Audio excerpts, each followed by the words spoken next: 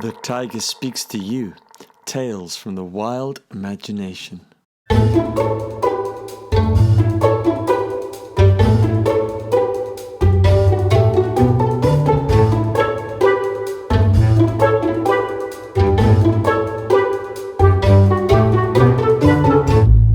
The Magic Cooking Pot by Patrick Morrow.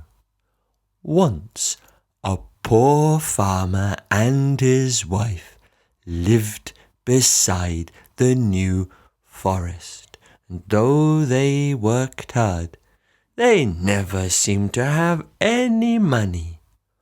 All they had was a beautiful cow called Daisy. Now Daisy was a milk cow, and she was beautiful. The farmer and his wife loved her, but they were very poor, so very poor that the farmer's wife turned to the farmer and said, "My dear, we shall have to take Daisy to market and sell her." "But I love Daisy," said the farmer. "I know, dear, I know." The poor farmer sadly led Daisy along the track to market, and as he was plodding sadly, who should he see but a strange little fellow in a pointed black hat with a long black beard and a twinkle in his eye. And he looked at the farmer and said, "That is a fine cow, the most beautiful cow I've ever seen." "She's called Daisy," said the farmer. "Will you swap her?" said the stranger. "Swap Daisy?" said the farmer. "Yes," said the stranger, "I'll give you this cooking pot if you give me Daisy."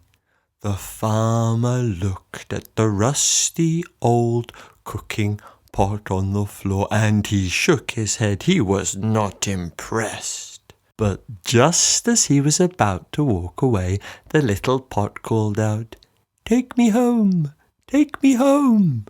The farmer stopped in his tracks. It must be a magic cooking pot, and he would be a fool to pass up the chance of a magic cooking pot.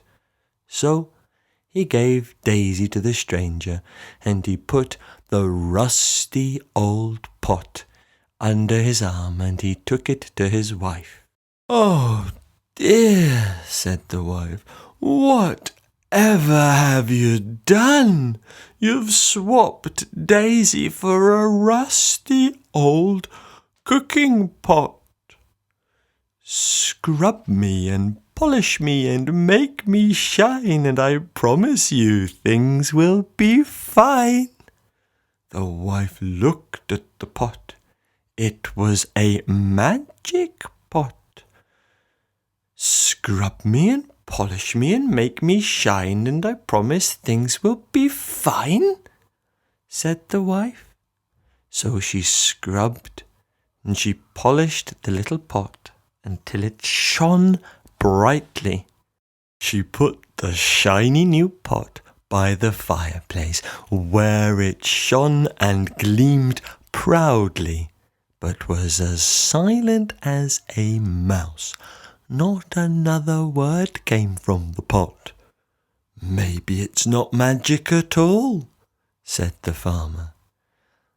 The farmer and his wife were sitting at the table eating bread and cheese one morning when they heard a clonk, clonk, clonk noise, and they looked, and the little pot was walking along the kitchen floor, clop, clop, clopping on its 4 little legs.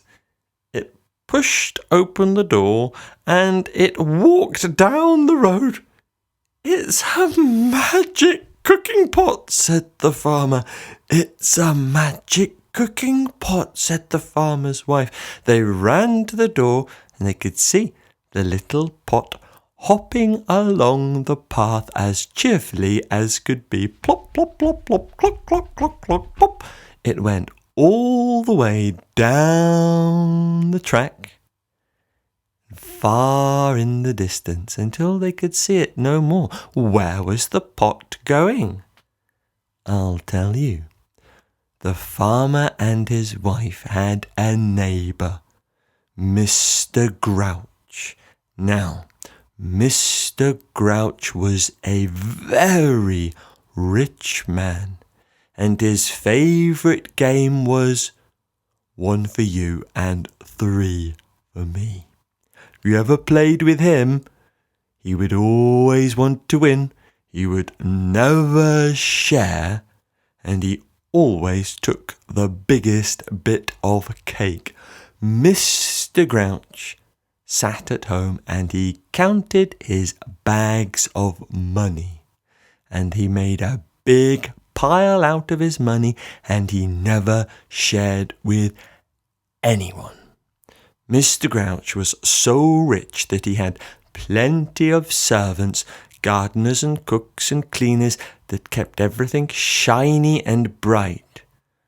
But everybody was sad and grumpy in his house because there was never enough. He kept it all for himself. The cook was working in the kitchen. She was making a Christmas pudding. There was the plum, there were the raisins, there were the nuts and the sweet good things. But she didn't have a pot big enough. "Oh dear," said the cook, "I haven't got a pot that will fit all my pudding." But she looked down at the floor, and what should she see but a shiny copper pot. "My goodness," she said, "it's a magic pot. It's here just for me. I'll put my pudding in this." And so she put her pudding in the pot. And before she could say thank you very much, the little pot had hopped out of the kitchen, back down the track, to the poor farmer and his wife, who were having bread and cheese, their only food. Well, imagine their surprise and their delight when a pot full of Christmas pudding came into the kitchen. "We'll eat this for weeks," said the farmer. "Yummy," said the farmer's wife. "I love Christmas pudding." After the pudding was finished, the wife cleaned the pot and put it by the fire, where it shone and gleamed, and the little pot was quiet. Christmas passed, January and February, and spring would soon be here.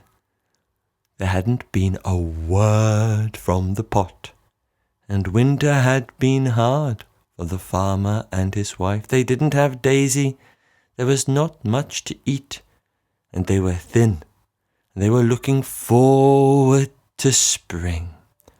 One day they heard that clop, clop, clop again, and they looked down, and their little pot was walking out the door. It opened the door, and along it went singing, "Scrub me and polish me and make me shine, and I promise things will all be fine. Oh, scrub me and polish me and make me shine. I promise things will all be fine."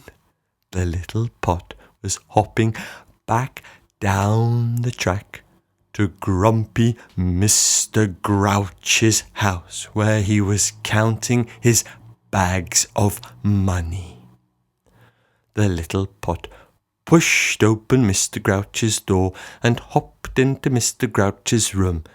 Mr. Grouch was saying, "The thing about having a lot of money, bags and bags of money, is where do you put it?" "Ah, there's a fine-looking pot," said Mr. Grouch. "I'll put all my bags of money in there." Mr. Grouch carefully dropped bag after bag into the shiny pot. And when he had finished, he said, "My money will be safe in there. That looks like a good and shiny pot." But no sooner had he finished when the little pot started to hop, hop, hop towards the door. "Stop!" shouted Mr. Grouch. "Stop!" But it was no use. The little pot was already hopping down the track, hop, hop, hop, clop, clop, clop, all the way to the farmer's house. When the farmer and his wife opened the door, there was the pot. "What's in it?" said the farmer.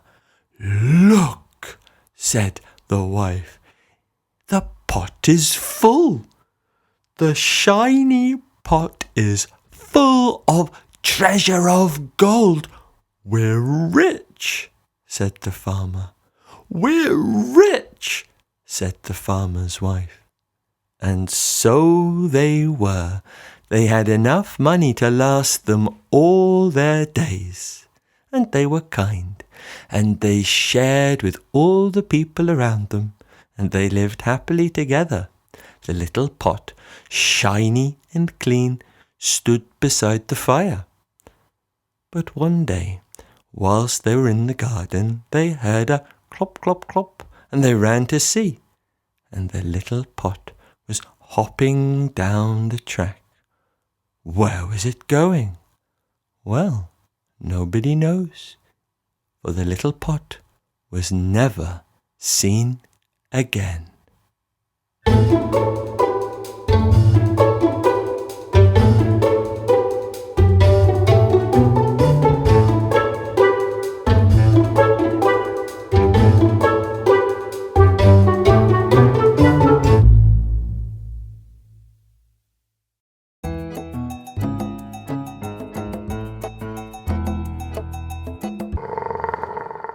The Tiger Speaks to You, Tales from the Wild Imagination.